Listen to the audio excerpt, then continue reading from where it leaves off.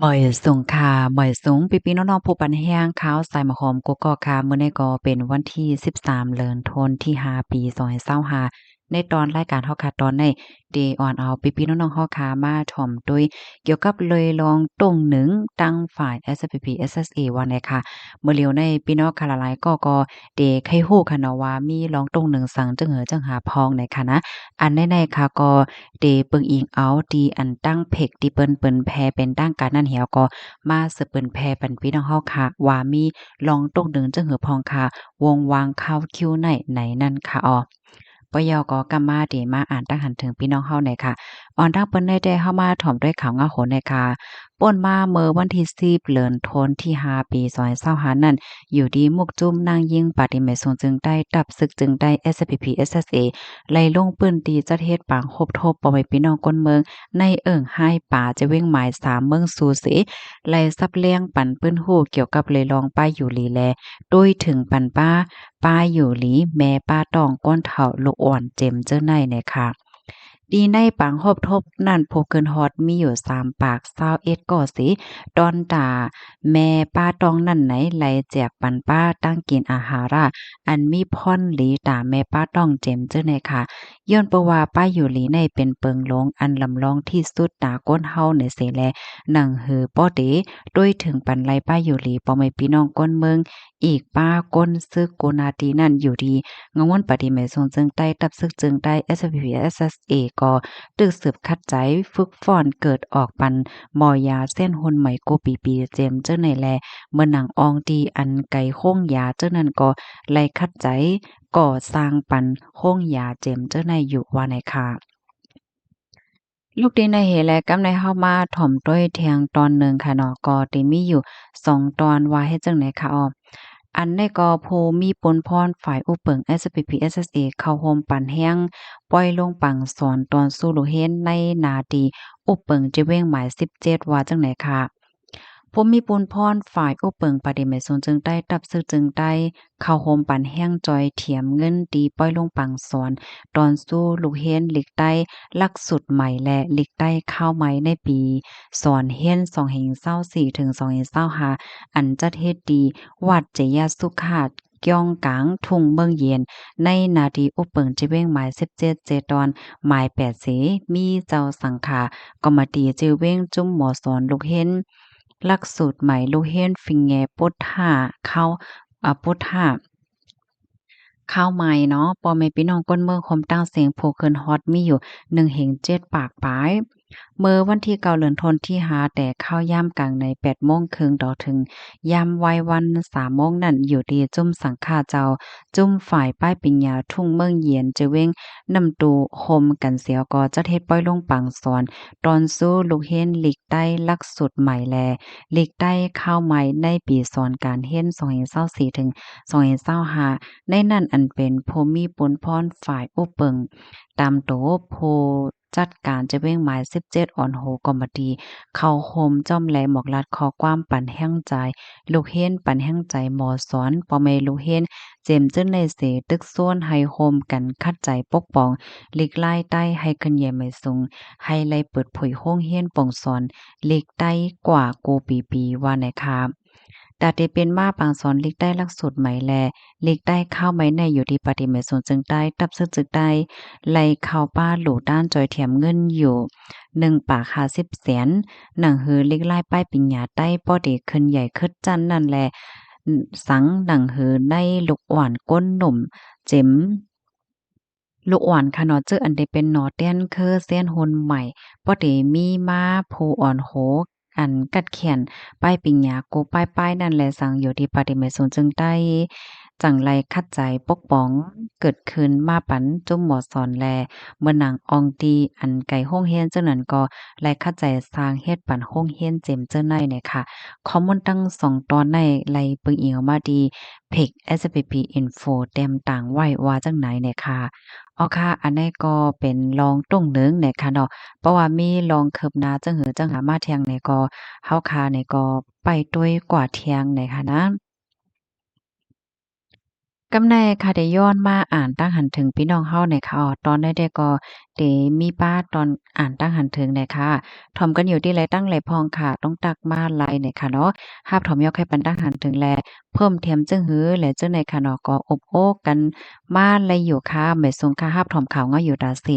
ลีเตยอค่ะยินโจมตีหาบถ่อมปันแห้งอยู่ตาเสค่ะเนาะอยู่ที่เมืองใหญ่เสหาบถ่อมอยู่ค่ะอ๋อค่ะไม่ทรงพี่น้องค่ะตั้งเมืองใหญ่ มาแทงคาจ้อมคาที่มีลมเย็นๆอ่อนท้องโทถึงเนี่ยเนาะค่ะยินจมด้วยค่ะแต่ก็ได้เรียกว่าเป็นข่าวเงาหลีค่ะเนาะอันพี่น้องใต้เฮาค่ะคมสร้างเฮ็ดตั้งหลีเนี่ยค่ะนั่นยาวค่ะอันสเลหน้าตาชื่อเสียงหลีอันว่าในลำลองค่ะนะเนาะเฮ็ดหยังใดเพราะว่าสเลหน้าตาชื่อเสียงเฮาหลีในอำว่าเฮาค่ะที่เฮ็ดสังมันก็ง่ายลมค่ะเนาะเฮาค่ะก็ที่ไหลตั้งไหลมันก็ง่ายค่ะนะ ปึ้นโตหลีอันว่าเนี่ยก็ลำลองค่ะอ๋อพี่น้องเฮาค่ะมาแทงค่ะเนาะยินหลีค่ะตอนวันใหม่ตกใส่แม่นวันที่12อ๋อค่ะอ๋อค่ะยินชมค่ะเนาะอันนี้ก็พี่น้องค่ะปันตั้งหันถึงมาเมื่อว่าเนี่ยค่ะเนาะวันที่12ค่ะอยู่ไม่ว่างเสถ่อมเขาวง่ายอยู่อ๋อค่ะอยู่ที่ลาเซียวเสถ่อมอยู่อ้อพี่น้องลาเซียวเป็นหือพ้องค่ะแลใจถ่อมข่าวอ้อหลีเด็ดๆค่ะแลใจถ่อมข่าวได้เป็นรองตีหลีค่ะเนาะ มาแทงค่ะเนาะปีไผไหม้เฮากะแต่มาว่ามื้อเหลียวพอถึงข้าวอันฝนไก่ตกอยู่ยาวไฟยังตึกไหม้อยู่ค่ะเนาะใจเหยาคาไหม้หาวแฮงแต่อันนั้นอร่อยหาวแฮงเตหาวแฮงวาเฮ็ดไหนค่ะลิโกลิกากแต่ค่ะเพมื้อเหลียวได้มาแทงค่ะเนาะ ย่าต่ำเงิน3,000,000ในอำพาในเต็นรถก่อตั้งหลายนั่นยาวคาเกี่ยวกับเลยลองฟิงยามลีอันว่าในก่อนลำลองได้แท้ค่ะเนาะมันจังหนังนั่งเล่าก็นั่นนะโตมันนั่งก็หังลีนะโอ้หังลีแต่ว่าตัวเนี่ยเหี่ยวก็เป็นคนเฮ็ดการค้าขายอะเป็นเจ้าของกลกล้าตั้งขายอันจื้อลือหลังเฮ็ดจังได๋ลูกกวนค่ะนะมันก็มีนาเฮิรนไว้อยู่ยาวเฮ็ดได้ว่าแน่ก้อยกะว่าซ้ำกว่าล้อมเลนผู้ห้องกว้างจื้อใหญ่เนาะเลนกว่าเลนมาผู้ห้องกว้างนั่นก็ สมีนาเฮิรนไว้อยู่เหย้าเฮ็ดจั่งเนี้ยเนาะเล่นก่อนเล่นมาเฮก็ถึงที่เป็นข่าวเงาลือใหญ่ลงไว้กำในเมหลงเปิ้นก็จอยตะลามันนางนั่นค่ะน่ะมันนางไหลหยอกเปิ้นเงินเหสเลหน้าตามันก็ตกค่ะเนาะกลกล้าตั้งขายจังไหนก็แลบเตึกเคิงหมดค่ะก็เพราะว่ามันมีข่าวป้อหลีส่งออกมาเนี่ยเปิ้นก็ซื้อเปิ้นก็ปันแห้งว่าซั่นว่าเจิ้นนายนั่นค่ะน่ะเฮแลอันตั้งฝ่ายผู้ห้องความนั้นก็ออกมาลาดว่า เหมือนจั่งหนังว่าล็อตแล้วเฮ็ดเนี่ยเหมือนหนังว่ามันเป็นกันดังๆก็ในหือไหนนั่งในก่อนหน้าฮื้นมันก็แตกกว่าในเรื่องสู้ยาวมันก็ไหลหังเนี่ยเนาะกำนั้นแลการใจน้ำเอาเลนเมหลายก้อนเลนหังหลายก้อนในมันปันพ่นหลีสางเนี่ยค่ะเนาะเรื่องสุดมันก็เลยหยับเลยเผิดก้วยจังไหนนะมาแทงค่ะ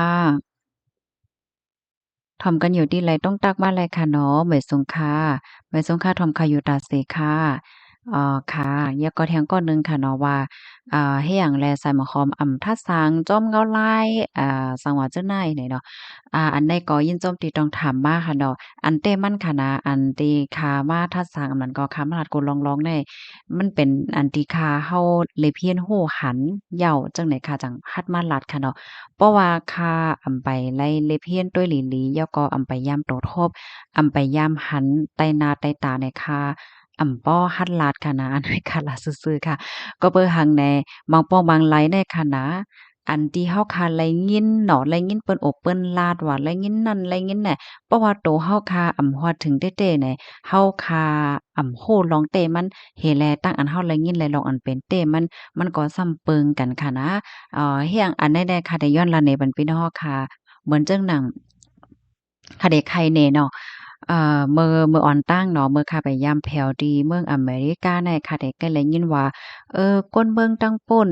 ในเปิ้นได้เป็นคนที่อยู่ไผอยู่มันเปิ้นป้อฮู้กงฮู้มนต์พ่อแม่ป้อฮู้กงฮู้มนต์ไผก็จังซี้น่ะเฮาเลยยินจั่งเนี่ยพี่น้องเขาจ้องย้ำยินค่ะขอก้อมจั่งหนังไหนแน่ก็กะว่าเผื่อว่าค่าฮอดมาถึงตีนนายาวในอันค่าเลยเลียบเฮียนหันกับหน้ากับตาในค่ะนะ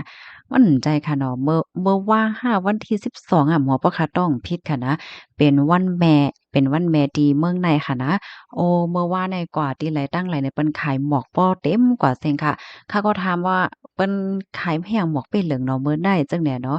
เปิ้นว่าเป็นวันแม่เนี่ยว่าเปิ้นก็ได้มาซื้อหมอกเฮียก็ไหว้แม่เนี่ยว่านะโอ๊ยหมวกกว่าจ้อมตาจ้อมตั้งกว่าจ้อมแสนจ้อมล้านหมวกได้เต็มกว่าเซ็งค่ะ